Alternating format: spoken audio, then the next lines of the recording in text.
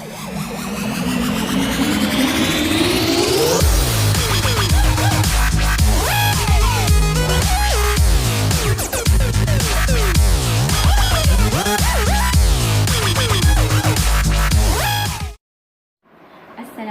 warahmatullahi wabarakatuh para pelajar. Okey, pada hari ini saya, Cikgu Hidayat, ingin membuat sedikit perkongsian yang berkaitan dengan matematik tingkatan 4 bab 9, iaitu bab kebarangkalian peristiwa bergabung. Okey, cikgu hanya akan memfokuskan kepada standard kandungan 9.4, iaitu aplikasi kebarangkalian peristiwa bergabung. Jadi cikgu berharap semoga di akhir penerangan cikgu pada hari ini, para pelajar akan dapat menyelesaikan sebarang masalah yang melibatkan kebarangkalian peristiwa bergabung. Okey, jom kita tengok contoh yang pertama. Okey, contoh 1, sebuah kotak mengandungi 3 batang pen biru, 5 batang pen hitam dan sebatang pen merah. 2 batang pen dipilih secara rawak dari kotak. Hitung kebarangkalian bahawa kedua-dua batang pen yang dipilih berwarna sama. Okey, jadi penyelesaiannya adalah perkara pertama kita kena buat, kita kena senaraikan bilangan ruang sampel dan juga bilangan setiap pen mengikut warnanya. Okey, dekat sini kita tengok. Okey, bilangan ruang sampelnya adalah 9. Okey, kenapa 9? Kita kena jumlahkanlah semua batang pen yang terlibat dalam soalan ini, iaitu kita ada 3 batang pen biru, 5 batang pen hitam dan sebatang pen merah. So secara keseluruhannya ada 9 batang pen. Jadi itu adalah kita punya bilangan ruang sampel.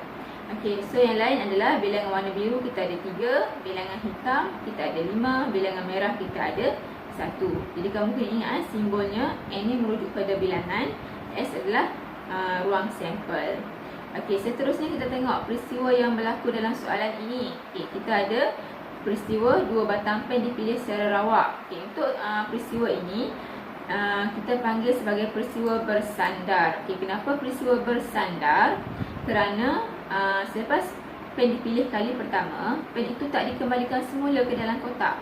Okey, sebab soalan tak bagi tahu bila dia dah pilih kali pertama, pen tu kita kembalikan semula ke dalam kotak. Soalan tak ada bagi tahu macam tu. Itu bermaksud selepas pen itu dipilih kali pertama, pen itu tidak akan dikembalikan semula ke dalam kotak. Ini bermaksud bila kita pilih pen kali kedua, bilangan pen dalam kotak dah berkurang. Jadi ini kita panggil sebagai peristiwa bersandar, di mana peristiwa pertama akan mempengaruhi peristiwa yang kedua. Okey, jelas ya? Okey, kita akan bina gambar rajah pokok. Okey, untuk peristiwa yang pertama akan ada 3 kemungkinan. Sama ada kita akan pilih pen warna biru, ataupun kita mungkin juga akan pilih pen warna hitam. Dan kita mungkin akan pilih pen warna merah. Okey, untuk biru. Okey, disebabkan biru ada 3 batang dan ruang sampel kita ada 9, maka kebarangkalian biru adalah 3/9. Okey, hitam pula 5/9, manakala merah adalah 1/9. Okey, ini untuk peristiwa pertama. Kita pergi pula kepada peristiwa kedua untuk pilih pen yang kedua. Okey, sekiranya pen pertama dipilih adalah warna biru, untuk pemilihan kali kedua kita masih ada 3 kemungkinan juga. Sama ada kita mungkin boleh dapat pen warna biru juga. Okey, kita mungkin akan dapat pen warna hitam, ataupun kita mungkin akan dapat pen warna merah. Okey, so kalau kali kedua pun kita dapat pen warna biru, kali pertama dah dapat warna biru, maksudnya daripada 3 batang pen dah berkurang jadi 2. Jadi bila kali kedua pilih dapat biru juga. So maksudnya kebarangkaliannya adalah 2/8. Ingat ruang sampel pun kena kurang 1 lah. Sebab biru dah dipilih kali pertama dan tak dikembalikan semula ke dalam kotak. Jadi ruang sampel memang berkurang 1. Jadi biru punya kebarangkalian adalah 2/8. Okey, untuk hitam, sebagai hitam belum dipilih kali pertama, hanya dipilih masa kali kedua, maka bilangannya masih tak berubah. Jadi hitam adalah 5/8. Manakala merah samalah macam kesnya dengan hitam tadi, maka merah punya kebarangkalian adalah 1/8. Okey.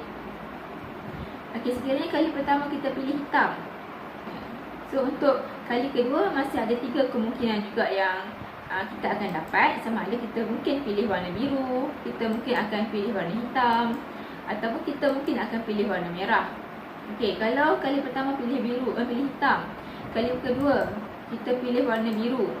Okey, maksudnya dekat sini warna biru tak berubah lah, sebab kali pertama pilih hitam. Jadi biru punya kebarangkalian adalah 3/8.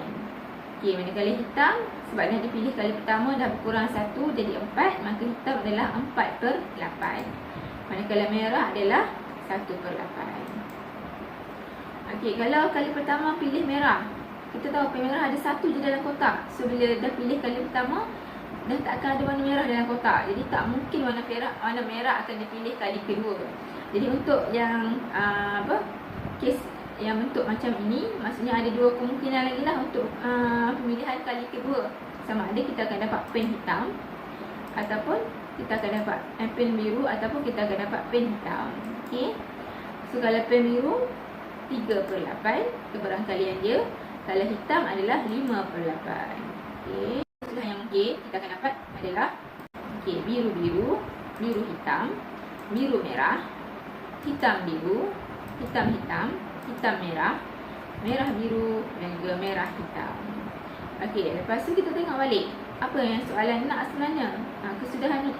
Kesudahan yang mana yang soalan nak. So kita tengok balik dekat soalan ditulis, hitung kebarangkalian bahawa kedua-dua batang pen yang dipilih berwarna sama. Dia nak yang sama je, dia tak nak yang tak sama.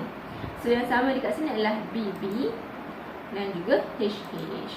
Okey, selepas kita dah kenal pasti kesudahan yang terlibat yang memenuhi kriteria dekat soalan, maka apa yang kita perlu buat adalah kita kena jumlahkanlah kebarangkalian BB dan juga kebarangkalian HH. Okey. Seterusnya kita tengok cara pengiraan dia. Okay, ni gambar yang pokok yang tadi. Cikgu letak balik dekat sini supaya kita senang nak tengok yang mana yang sama. Okey, so dekat sini kita nampak BB dengan HH. So kita kena hitunglah kebarangkalian BB dengan HH. Sebab soalan kata hitung kebarangkalian bahawa kedua-dua batang pen yang dipilih berwarna sama. Jadi kita dah highlightkan BB dengan HH. So cara nak kira dia adalah kebarangkalian BB tambah dengan kebarangkalian HH. Sama dengan kalau BB kita tengok dekat gambar rajah pokok, BB 3/9 darab dengan 2/8. Dalam kurungan lah kita asingkan, kita letak dalam kurungan. Tambah untuk HH pula 5/9 darab dengan 4/8. Letak dalam kurungan. Kita cari jumlahnya menggunakan kalkulator. Kita akan dapat jawapan akhirnya adalah 13/36. Inilah jawapan untuk soalan yang pertama lah. Harap pelajar boleh faham setakat ini. Seterusnya kita tengok kepada contoh yang kedua. Setiap pelanggan kedai Chong yang berbelanja melebihi 300 akan diberi peluang memutar roda bertuah yang mempunyai 8 sektor yang sama. 2 daripada sektor roda bertuah ini berwarna biru dan yang lain berwarna putih. Ini kita punya roda bertuah.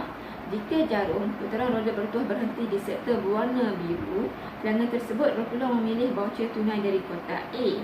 Jika jarum putaran roda bertuah berhenti di sektor berwarna putih, pelanggan tersebut berpeluang memilih voucher tunai dari kotak B. Bilangan voucher tunai dalam kotak A dan kotak B ditunjukkan dalam jadual di atas. Jadi kita ada roda bertuah ni, ada 2 sektor warna biru, 6 sektor warna putih. Jadi jika pelanggan putar roda bertuah ni dapat sektor warna biru, pelanggan itu berpeluang memilih voucher tunai dari kotak A yang ada 20 keping voucher RM50 dan 5 keping voucher RM10. Dan sekiranya pelanggan tersebut putar roda bertuah dapat sektor warna putih, maka dia berpeluang memilih voucher tunai dari kotak B yang ada 15 keping voucher RM50 dan 10 keping voucher RM10. Okey. So kita tengok dalam petikan, dianggarkan sebanyak 400 pelanggan kedai Chong akan berbelanja melebihi 300. Hitung bilangan voucher tunai bernilai RM10 yang perlu disediakan oleh kedai Chong. Lepas tu ada sedikit tambahan maklumat. Voucher tunai yang telah dipilih akan digantikan dengan voucher yang baru oleh kedai Chong supaya bilangan voucher tunai dalam kedua kotak A dan B sentiasa kekal. Daripada tambahan maklumat ni kita boleh faham bahawa dia nak bagi tahu kita bahawa peristiwa dalam soalan ini adalah peristiwa tak bersandar, di mana bila voucher tunai itu dipilih, kedai itu akan ganti semula dengan yang baru. Jadi voucher tunai itu akan sentiasa sama bilangannya, sentiasa kekal. Sebab bila dipilih sahaja diganti semula dengan yang baru. Ini bermaksud peristiwa pertama itu tidak mempengaruhi peristiwa yang kedua. Jadi kita boleh buat kesimpulan bahawa peristiwa yang terlibat dekat sini adalah peristiwa tak bersandar. Okey. Seterusnya kita tengok macam mana cara kita nak selesaikan soalan contoh 2 ini. Okey, saya juga ada buat sedikit ringkasan supaya senang senang sedikit kita nak buat langkah penyelesaian seterusnya. Okey, dekat sini cikgu tulis biru adalah kotak A. Maksudnya bila pelanggan dapat sektor warna biru, dia akan pilih voucher tunai dari kotak A. Manakala kalau pelanggan dapat sektor putih, dia akan pilih voucher tunai dari kotak B. Okey, kita tengok apa yang soalan inginkan sebenarnya. Disuruh kita kira apa sebenarnya. Okey, kita tengok dianggarkan sebanyak 400 pelanggan kedai Chong akan berbelanja melebihi 300. Hitung bilangan voucher tunai bernilai RM10 yang perlu disediakan oleh kedai Chong. Ini yang sebenarnya soalan suruh kita kira. Berapa bilangan voucher tunai RM10 yang perlu disediakan oleh kedai Chong ataupun yang perlu diganti semula oleh kedai Chong lah. Itu maksud soalan dia kat sini. So dekat sini kalau kita perasan dalam soalan ada dua peristiwa. Peristiwa pertama, pelanggan putar roda bertuah. Dapat sama ada sektor biru atau sektor putih. Okey, lepas dah putar dah dapat sektor yang mana satu, pergi pada peristiwa kedua, pilih voucher tunai dalam kotak A dengan kotak B. So dekat situ pun ada juga pilihan sama ada dapat voucher RM50 ke dapat voucher RM10. So kita ada dua peristiwa dekat sini. Okey, jadi kita buat peristiwa pertama dulu menggunakan gambar rajah pokok. Okey, peristiwa pertama putar roda bertuah. Jadi sama ada akan dapat sektor biru ataupun sektor putih. Okey, ini peristiwa pertama. Okey, berdasarkan kita punya roda bertuah ini, kita tengok sektor biru ada 2 daripada 8 sektor. So kita punya kebarangkalian adalah 2/8, manakala putih adalah 6/8. Okey, so selesai peristiwa pertama. Okey, peristiwa yang kedua adalah pilih voucher tunai daripada kotak A atau kotak B. So bila sektor biru akan pilih voucher tunai dari kotak A lah. So dalam kotak tu sama ada duit RM50, okey, ataupun ada voucher tunai RM10.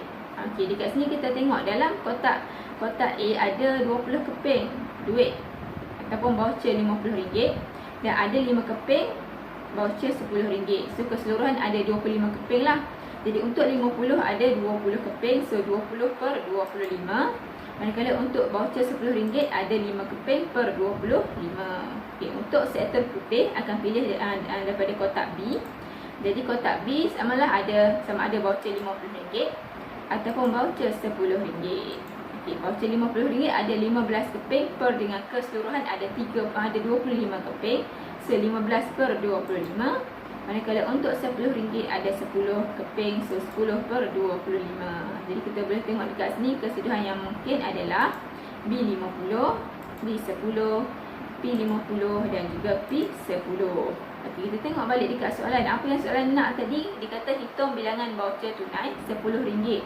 Dia nak yang ada kaitan dengan RM10 sahaja. So dekat sini kita tengoklah yang mana yang ada RM10 adalah B10. Okey, dengan P10. Jadi kebarangkalian yang kita kena hitung melibatkan dua ini sahajalah.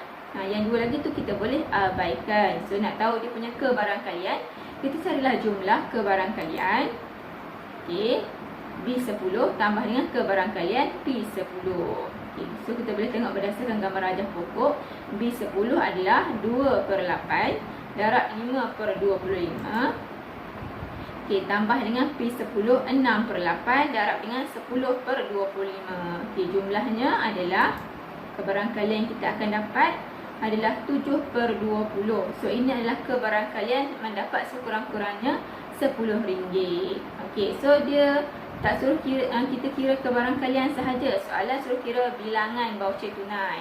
Jadi daripada kebarangkalian kita dah dapat ini, nak kira bilangan voucher tunai, kita perlu tengok berapa bilangan pelanggan yang telah membuat pilihan voucher tersebut. So kita tengok dia tulis sebanyak 400. Sikit 400 pelanggan. Jadi untuk pengiraan seterusnya, okey, bilangan voucher tunai bernilai RM10 yang perlu disediakan. Okey, jadi kebarangkalian ni, kebarangkalian ni kita akan darabkan dengan bilangan pelanggan kedai Chong yang telah berbelanja melebihi 300 tersebut, iaitu sebanyak 400 ni. Jadi ada 400 pelanggan kedai Chong. Jadi 7/20 darab dengan 400, kita akan dapatlah bilangan voucher tunai RM10 yang perlu disediakan, iaitu sebanyak 140 keping. Okey, so inilah jawapan untuk soalan nombor 2. Cikgu harap semua jelaslah. Cara pengiraan yang nombor 2 dia agak susah sedikit daripada contoh 1, dia agak kibat. Tapi kalau kita baca soalan dia betul-betul, kita boleh buat, insya-Allah. Okey, so untuk hari ini itu sahaja perkongsian daripada cikgu. So cikgu berharaplah selepas melihat video cikgu ini, para pelajar akan lebih memahami cara untuk menyelesaikan sebarang masalah yang melibatkan kebarangkalian peristiwa bergabung. Okey, so cikgu ucapkan sekian. Terima kasih.